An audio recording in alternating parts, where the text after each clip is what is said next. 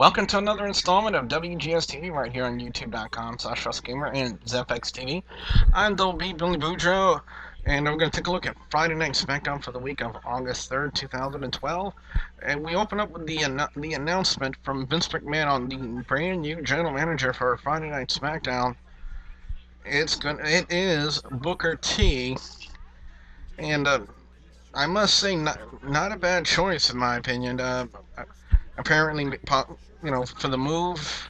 Now, if I had to think of a reason for the possible move of Booker T off of commentary onto being a general manager for SmackDown, maybe WWE, in their eyes, Booker T wasn't living up to what they were expecting for him to be on commentary, because there were a few instances during his career.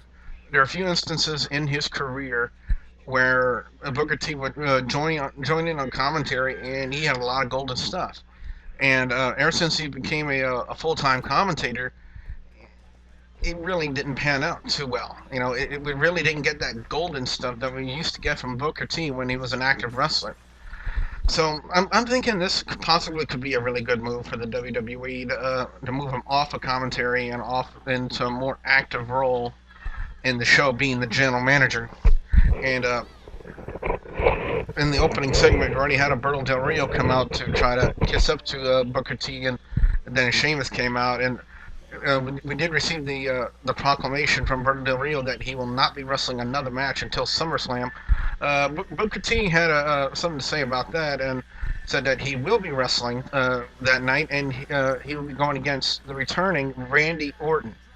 Epic main event. I'm going to talk more about it when we get to it. But Sheamus was in the opening match, and this was against Lord Tensai. Albert version 2.0. Great opening match, to be honest with you guys. Very physical match between Sheamus and Tensai.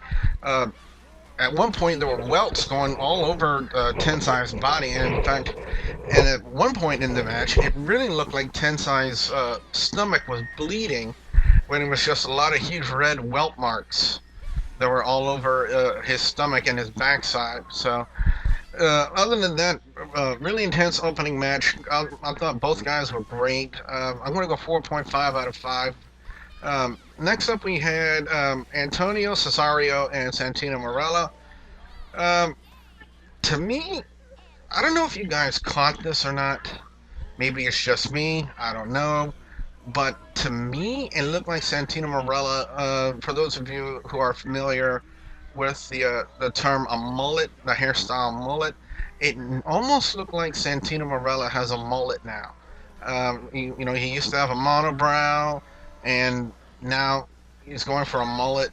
I'm not sure. I'm not sure if that's the exact hairstyle he's going for, but I gotta call it like I see it.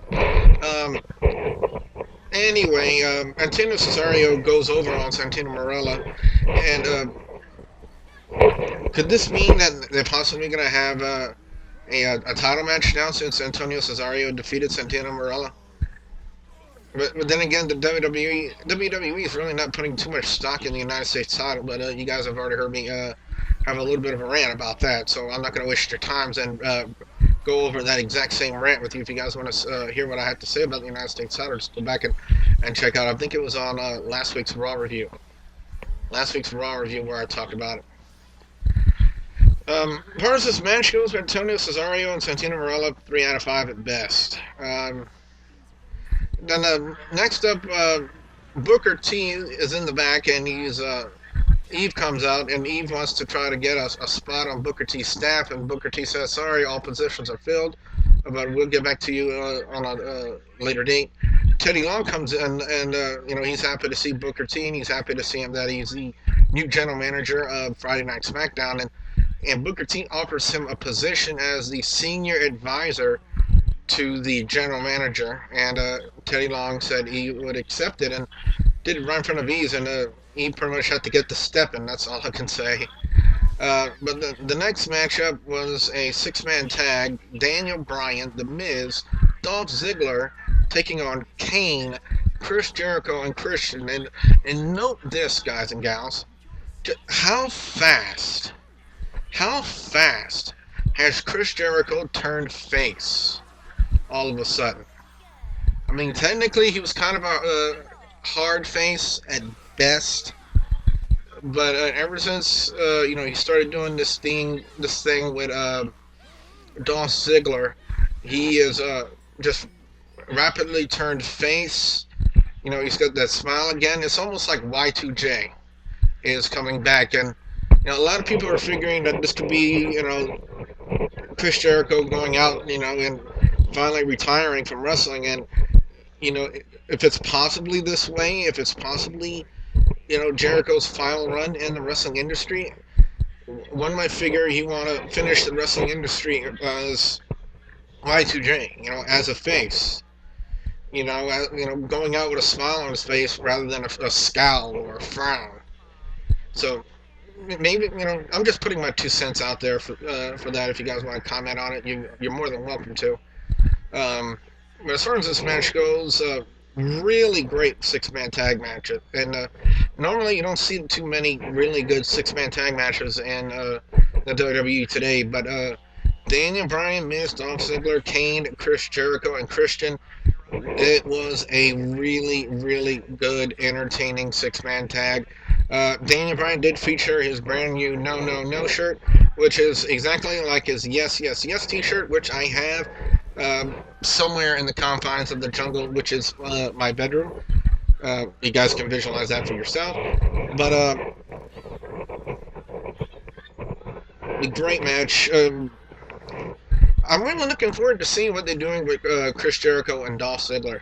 And I still stand by what my original thoughts about it a couple of weeks ago. Possibly we're going to see Money in the Bank, a Money in the Bank match where it's just one-on-one. Dolph Ziggler versus Chris Jericho with the case on the line. Whether it could be a ladder match or some other type of match where the case is on the line, I still do not know. But to me, that's where it looks like it's going. That's where it looks like it's going, and it may have to go that way. It may have to go that way. I mean, I don't want to say I told you so about the old Triple H Brock Lesnar thing, but it was just a hunch. It was it was an assumption of sorts that they were going to lead up to a match between these two at SummerSlam, and that's exactly where they're going. This thing with Dolph Ziggler and Chris Jericho, that's another assumption. That's another assumption on my part. I'm only going to assume that we're going to have a match between Dolph Ziggler and Chris Jericho at SummerSlam with possibly having the Money in the Bank briefcase on the line. It's just an assumption. Now, as far as the 6-man tag match goes, I'm going to go 4 out of 5. Very entertaining 6-man tag match.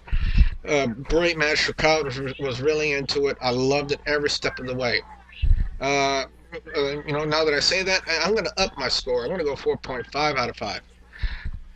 Ryback and Jinder Mahal. I really don't know what to say about this. We finally did get the opportunity to hear a bit of a promo from Ryback. It was kind of interesting. Apparently they're trying to develop something here between Ryback and Jinder Mahal. Keep in mind, ladies and gentlemen, for those of you who are unaware, last Friday night I was not here to watch Friday Night Smackdown. I was at Louisiana Championship Wrestling's Wrestle War 4 doing that event, so I didn't get the opportunity to watch last week's Friday Night Smackdown. But from what I saw and what I heard, apparently there was a match between Jinder Mahal and Ryback last week. Jinder Mahal ran away and took a count-out loss, and this week I believe, Ryback and Jinder Mahal again, and this time Jinder Mahal got himself disqualified for using a foreign object on Ryback, and as soon as he hit Ryback with it, he just looked up and saying, okay, over. And basically, Jinder Mahal ran away again. So, last week it was a count out. Friday, last night on SmackDown, it was a disqualification. So how are they going to settle match number 3? I honestly don't know, but they need to do something with it. But I will say this though, I am really glad they're actually having him go against more established names in the WWE. Now, Jinder Mahal is a much more established name in the company than rather a no-name jobber. You know, a lot of people, and a lot of people, you guys out there were thinking, oh, well, Jinder Mahal, he's not that big of a superstar, but he's still an established name in the company. So I'll give him, I'll give it the benefit of the doubt. I was going to give it a low score because of everything that happened, but I'm going to go ahead and give it an average score. I'm going to go 3 out of 5 on this one, and I'm really looking forward to see, how they cultivate this little thing between Ryback and Jinder Mahal. If they have match number 3 between these two guys next week, what exactly are they going to do? To kind of keep it from Jinder Mahal from running away. Are they going to put him in a steel cage match or something like that? Ryback and Jinder Mahal. Who knows? Who knows? Again, it's another assumption. It's not a spoiler or anything. I'm just, assuming. It's just, thinking out loud. Thinking out loud about what could happen between Ryback and Jinder Mahal. Next up, we had Darren Young versus R-Truth. Now, a couple of things that really surprised me is that they, for those of you who didn't watch Monday Night Raw, AEW kind of made a comment about Kobe Bryant being, kind of made a Kobe Bryant comment that kind of crossed the line for people backstage in the WWE, and they weren't happy about that. And to me, I assumed that they were going to take away his microphone and keep him from making those kind of comments. Well, he didn't really cross the line in any kind of comment on Friday Night Smackdown. Well, then again, we don't know because Friday Night Smackdown was an edited show. It wasn't a live show. But, what really shocked me is they kept the microphone on AEW. They kept it on him. I really thought that, despite that blunder he did on Raw, that he was going to lose that microphone. Maybe just give him a regular old microphone you hold in your hand and have him intro the primetime players like that. But instead, they're going to keep the microphone on him. So I'm really shocked about that. So, but other than that, good match between Darren Young and R-Truth. They're really building something up in between the primetime players and R-Truth and Kofi Kingston. By the way, something I want to bring up very quickly here before we get into the main event for Friday Night SmackDown involving R-Truth and Kofi Kingston. I mean, WWE did pull up a poll for tag team names, possible tag team names for Kofi Kingston and R-Truth for fans to vote on, and WWE said, after a certain amount of time, we're going to tally up the votes, and whatever name wins will be the tag team name of Kofi Kingston and R-Truth. And as far as I know, the WWE has not followed through with this. The WWE has not followed through with getting a name for R-Truth and Kofi Kingston. So here's what I want you to do, guys and gals who are listening right now on WGS-TV and ZepX-TV. If you could pick a tag team name for Kofi Kingston and R-Truth, what would it be? I want to hear you guys' answers in the comment section below. I look forward to hearing what you guys, try to come up with a name for R-Truth and Kofi Kingston. It should be very interesting, So here's your chance to kind of interact with me here on WGS-TV and ZepX. If you guys can pick a tag team name for Kofi Kingston and R-Truth, what would it be? And I'll tell you what I do. To kind of entice you guys more into doing it. On next week's SmackDown review, I'm gonna pick the five best tag team names that I see in the comment section, and I'm gonna read them out loud, and you guys will get a shout out. You guys will get a shout out here on the video and in the description box. So I'm hopefully that will entice you guys to kind of be creative in this thing. So again, the five best tag team names for R-Truth and Kofi Kingston will get a shout out from me personally right here on WGS TV and ZepX. So hopefully this will entice some more interaction from you guys. So, as far as Darren Young and R-Truth goes, I really like the fact that they're putting some more stock into the tag team division again. They're really starting to build into this thing between the primetime players and Kofi Kingston and R-Truth, and I'm really glad because for the longest time the WWE just really didn't just didn't give 2 cents for the tag team division, and they were just throwing people together. And nowadays we're starting to get more set tag teams coming out with primetime players. We got Jimmy and Jay Uso. We got well, they threw Kofi Kingston and R-Truth together, but they've worked out tremendously in my opinion. And they got so many different tag. They're trying to work with, from what I've seen, Tyson Kidd and Justin Gabriel. But I want to see some more tag teams like that tag team on NXT Ascension. I can't wait till they debut either on Raw or SmackDown. Either on Raw or SmackDown. And now let's look at the main event for Friday Night Smackdown. As Randy Orton took on Alberto Del Rio. Main event at any pay-per-view as far as I'm concerned. And this is what made Friday Night Smackdown really, really good this week. Is we opened up with a really good match, a really great match in my opinion, between Sheamus and Tensai. Yeah, you heard me right, I said that. And we closed it out with a great main event with Randy Orton and Alberto Del Rio. Great match.